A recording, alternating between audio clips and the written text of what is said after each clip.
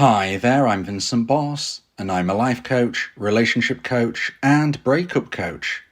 You can change the language of this podcast in the YouTube video settings. And in today's podcast, we're going to be discussing do this after 6 months of no contact. I provide audio coaching for breakup recovery, trying to get an ex back, attracting someone new, and life coaching. Visit www.dateme.tips for more details. Please check your spam and junk folders if you are expecting an email from me. Subscribe to my weekly support emails. The link is in the description. So now let's get back into today's podcast. And today we are discussing do this after 6 months of no contact. So if you have been dumped and want to try to get your ex back, the grind can get you down and lose your focus.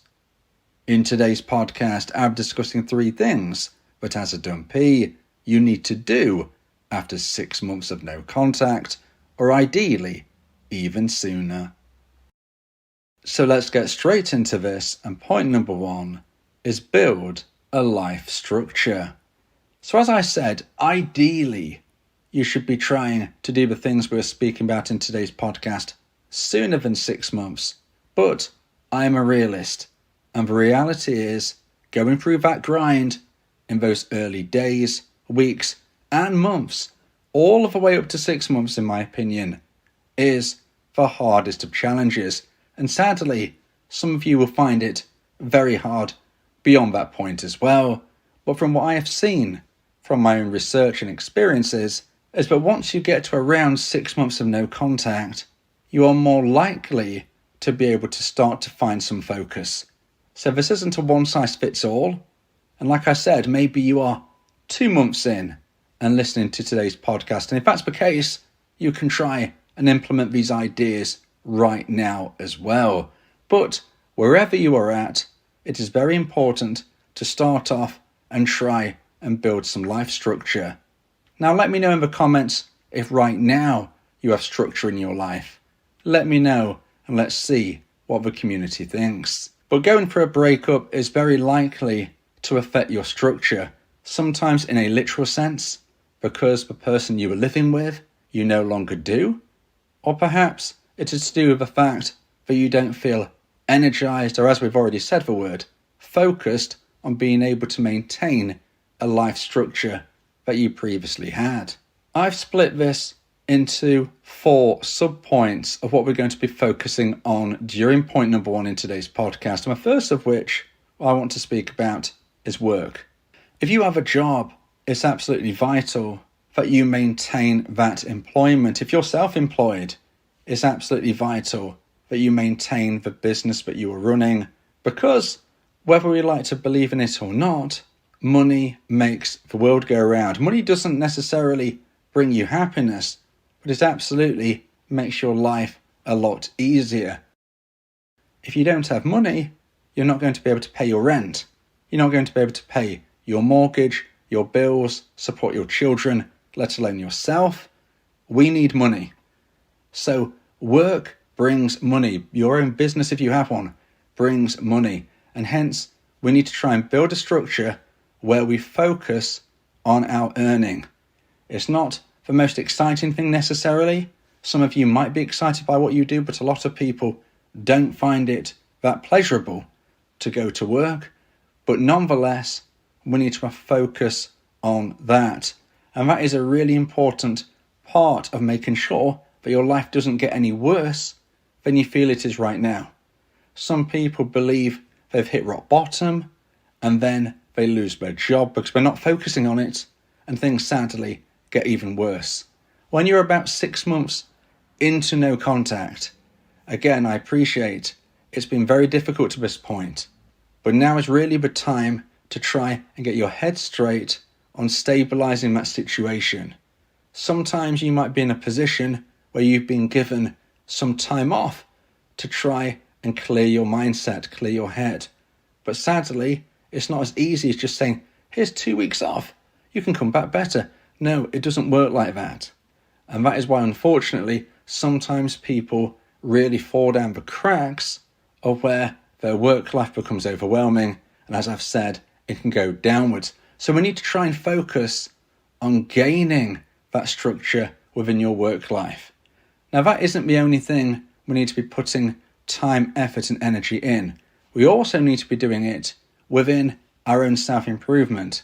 Now, in this regard, what I want to be speaking about is health and fitness. Health and fitness, really, really important, not only to try and give you that boost to move forward every single day, because it gives you endorphins, it brings that positivity to you, but you also want to be trying to look your best, feel your best, be your best. If you want to try to get your ex back, you need to be looking, feeling, and being a better person than they remember. Certainly not a worse one. Now, in these first few months, moving up to 6 months of no contact, it's very likely that you haven't been treating your body the best. Whether you have been overeating, or perhaps you've not been eating enough at all. Normally it falls into one of those two categories post-breakup. Maintaining a good, healthy weight is very difficult for a dumpee. So now is the time to really try and focus on your health and your fitness, getting enough sleep, eating healthy, regular exercise, removing bad substances from your life. You know what I'm saying? Some of you would have been trying to use different substances to get through this difficult time. Now is the moment to stop. Okay? So when I'm talking about improvement in this regard, in this podcast, we're focusing on that health and fitness. Now, what else do you need to be spending your time on? Well, ironically enough, rest. Now, that doesn't mean procrastinate. That doesn't mean sitting around doing nothing when you don't need to be resting anymore, because that is not going to help you in any single way. And if anything, it's going to make you think about your ex even more so. But we do need to rest. We can't just be going 24/7, because we will eventually collapse. It catches up with us. With the best will in the world, we are not robots. We need to rest.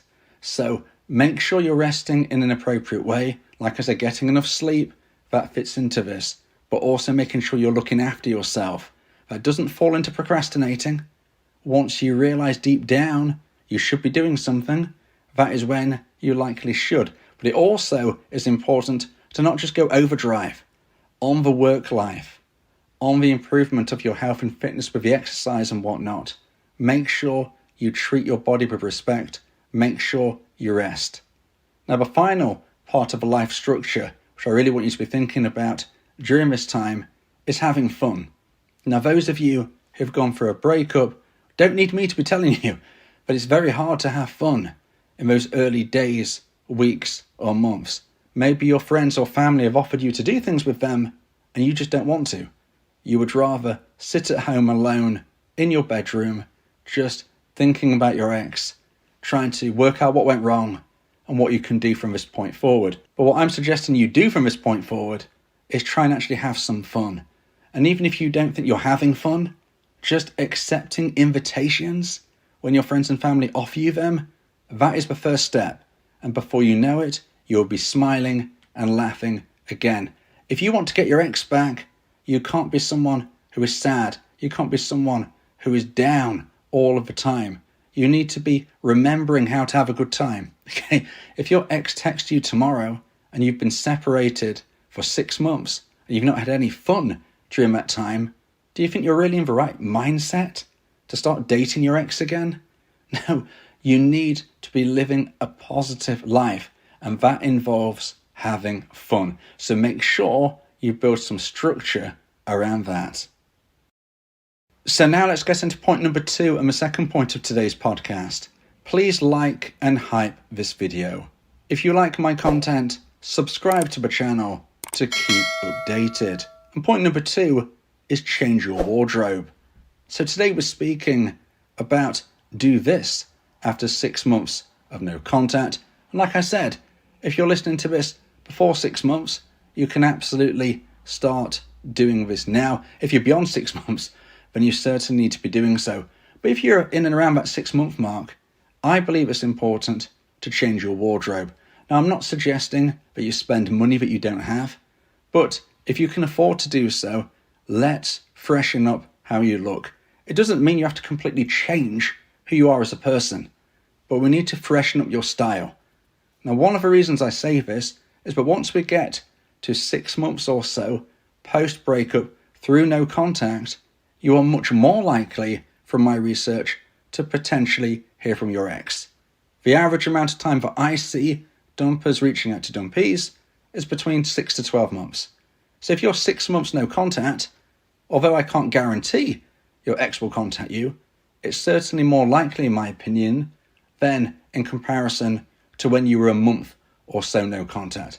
So if you're 6 months no contact, there is an opportunity you're going to hear from your ex soon. And if you do, we've already been speaking about how you need to be being your best. You need to be a better person than they remembered in every single way. And that also is about you living your life positively. You living your life in a way where you haven't just been sitting around waiting for your dumper. Now, even if you actually have, we don't want to be suggesting to them that is the case. How can you do that? Well, you can show in subtle ways, such as changing your wardrobe. If you get to meet up with your ex and you wear exactly the same clothes that they remember you used to wear, what does that suggest? Well, in my opinion, it suggests that you haven't been living your life. It is almost a subtle clue to the fact that you've been standing still, whereas they have been exploring a new type of lifestyle. Whatever they've been doing since the breakup, we know it's been new. They chose to walk away, unfortunately. But what have you been doing?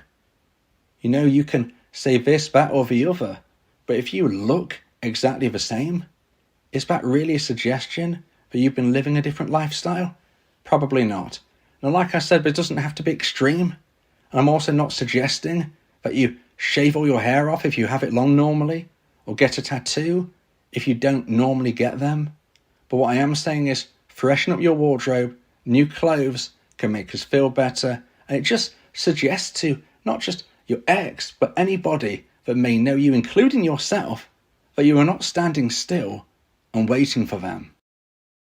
Now, if you would like advice and support about how to try and increase the chance of one day getting your ex back, then you may want to consider my audio coaching service, where me and you can speak one-on-one about your unique specific situation. This is the best and diamond level of support that I can provide.